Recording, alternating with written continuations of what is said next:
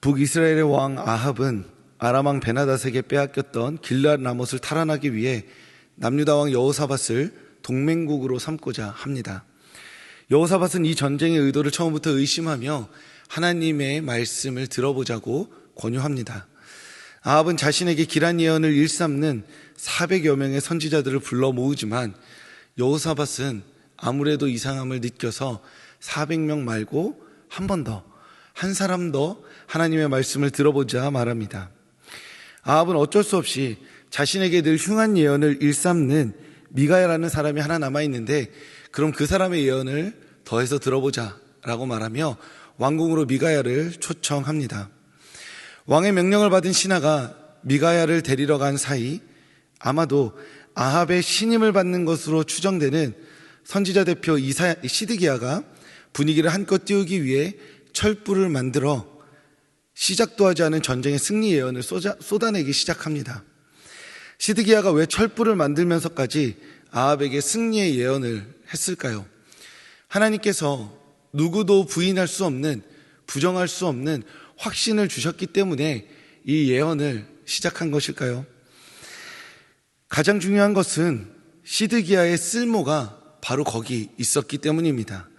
시드기야는 하나님의 말씀을 받아 아합에게 선포하는 그런 선지자가 아니라 아합에게 고용된 용비어천과 찬양대의 역할을 담당하고 있었기 때문입니다. 그는 아합이 전쟁을 하겠다고 일단 선언하면 전쟁뿐만이 아니라 아합이 원하는 것을 하겠다고 선언을 하면 그에게 맞춰서 다양한 방법을 통해 승리의 예언을, 축복의 예언을 일삼았던 사람입니다. 시드기야의 철불은 이번 아람 전쟁의 승리를 기원하는 굿즈, 기념품 같은 것이었던 것입니다. 이 시드기야는 처음부터 아합과 여호사밧 앞에 등장했던 인물이 아닙니다. 아합과 여호사밧이 만나서 선지자 400명이 나올 때까지 그 이름이 주목되어져서 등장했던, 한 개인으로 등장하지 않았던 인물인데, 공교롭게도 이 사람이 언제 등장하냐면 아합이 미가야를 불러오라고 하는 다음, 그 순간에 그 다음에 시드기야가 등장합니다. 그것은 미가야가 오면 흉한 예언을 함으로써 아합의 마음이 흔들릴 것을 염려하여 지금이 바로 내가 나서야 할 때다 판단했기 때문입니다. 그래서 일단 미가야가 오기 전에, 그래서 흉한 예언을 선포하고 그 이야기를 들은 아합의 마음이 흔들리기 전에 자신이 일단 나와서 분위기를 돋구고, 그래서 아합이 처음에 정한 그 마음을 계속해서 지키도록 하기 위해 이제 자신의 때가 왔다 판단하고 등장했던 것입니다. 자신과 400여 명의 선지자들이 아무리 승리의 노래를 불러도 결국 미가야가 와서 흉한 예언 한마디에 아합의 마음이 흔들릴 것을 알았기 때문에 그는 더욱더 힘써서 승리의 전쟁을 노래하기 시작합니다. 만약 아합이 미가야의 말을 귀 기울여 듣는다면 자신과 400명의 선지자들의 쓸모 또한 의심받게 될 것이라는 것을 시드기야는 누구보다 잘 알았습니다. 그래서 시드기야는 미가야를 불러오라는 아합의 말과 동시에 등장함으로써 자신의 존재감을 뽐내고 그가 처음에 먹었던 전쟁의 마음이 바로 옳은 것입니다 라고 나팔을 불기 시작했던 것입니다. 하나님의 말씀이 우리를 뒤흔들 때 우리의 눈에 덮여있던 탐욕이 벗겨집니다. 내 손을 휘감고 있던 폭력이 힘을 잃게 됩니다. 내 발이 거침없이 내달리던 이기심의 길이 끊어집니다. 그렇게 우리는 하나님의 말씀으로 인하여서 우리가 스스로 옳다 여기던 모든 것을 멈추고 하나님의 뜻에 우리 자신을 맞추어 갑니다. 그래서 우리는 하나님의 말씀이 우리 인생 가운데 선포되어져서 폭주기관차처럼 내달리는 우리가 멈추어지기를 한편으로는 바랍니다. 그런데 또 한편으로는 우리는 우리의 탐욕을 너무나 사랑합니다. 우리가 행하는 폭력을 너무나 즐깁니다. 우리의 이기심에 너무나 만족하고 있습니다. 그래서 하나님의 말씀을 거절하고 거부하고 또 거역하기까지 합니다. 아합과 시드기야는 역사상 상위 1%의 죄인이 결코 아닙니다. 너무 평범해서 사실은 우리 가운데서 어제도 봤고 오늘도 볼 수 있는 사람이고, 사실 어쩌면 내가 아합과 시드기야 같은 사람일 수 있습니다. 우리는 사실 하나님의 말씀을 듣고 싶어 하지 않습니다. 하나님의 말씀에 우리 삶을 조정하고 싶어 하지 않습니다. 우리는 하나님의 말씀으로 말미암아 벌어질 진지하고 급진적이기까지 한 순종의 삶을 바라는 척 말하긴 하지만, 사실 우리의 마음 깊은 곳에서 진정 바라는 것은 하나님의 말씀이 내 마음 깊은 곳에 당도하지 않았으면 좋겠어 합니다.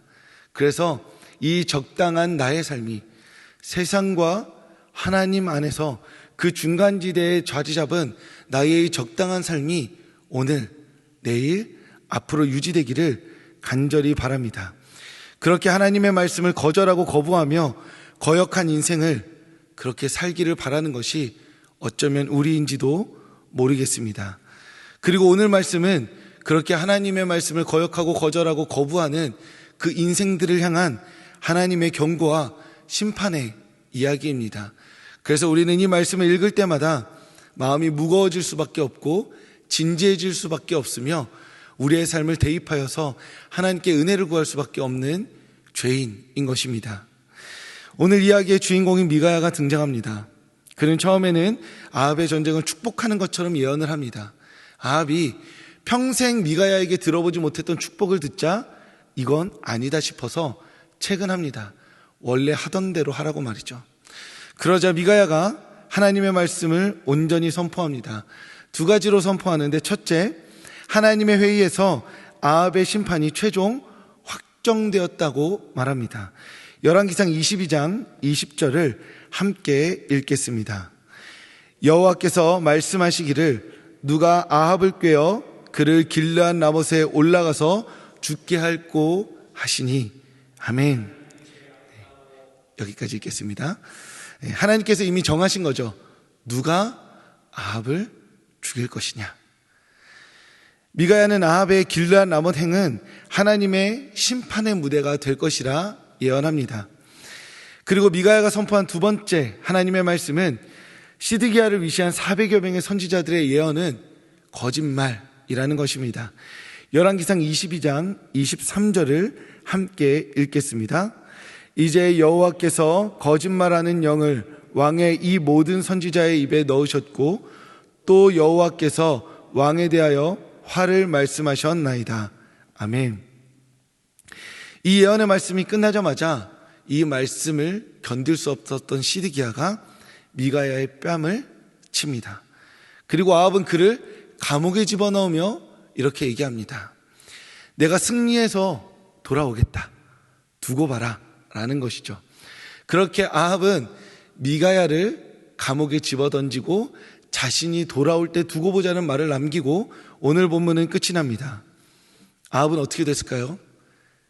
궁금하신 분들은 내일 새벽에 나오시면 됩니다.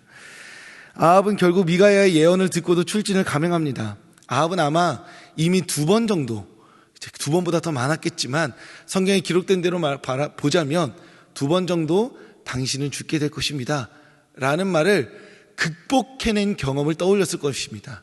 두 번 극복했으니 세 번째도 당연히 극복할 수 있다고 믿었겠죠.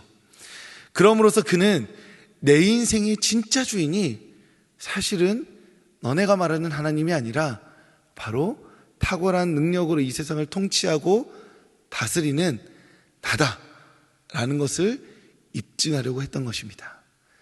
하나님이 분명 내가 죽을 것이라고 두 번 예언하셨는데 봐라, 나는 살아있다.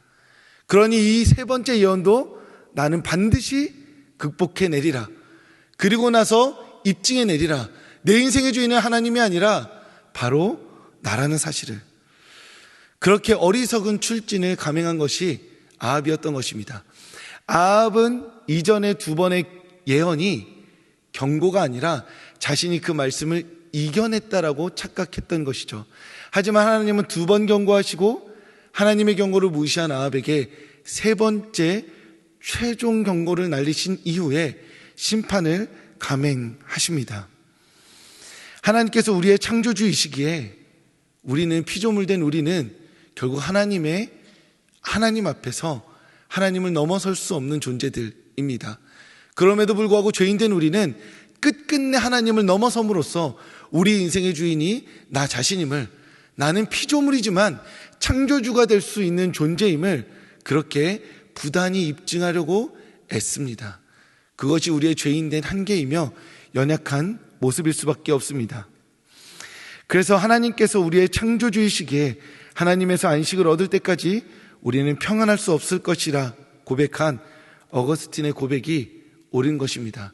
우리는 우리 자신을 입증하고 창조주로서 살려고 부단히 노력하면 할수록 그 한계에 봉착하고 우리 인생 가운데 좌절하고 절망할 수밖에 없는 것입니다.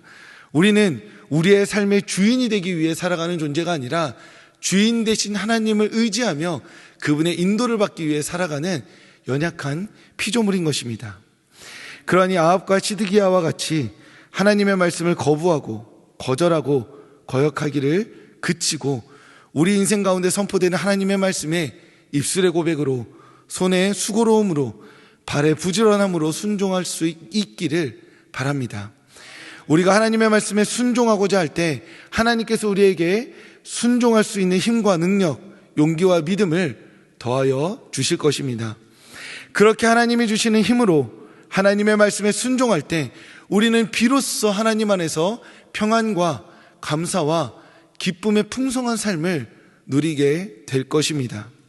오늘이 하나님 안에서 참된 평안과 기쁨을 누리는 그 참된 삶의 첫날이 되기를, 하나님 앞에서 부단히 그 말씀을 거부하고 거절하고 거역하기를 그치는 기념비적인 그 첫날이 바로 오늘이 될 수 있기를 주님의 이름으로 축복합니다.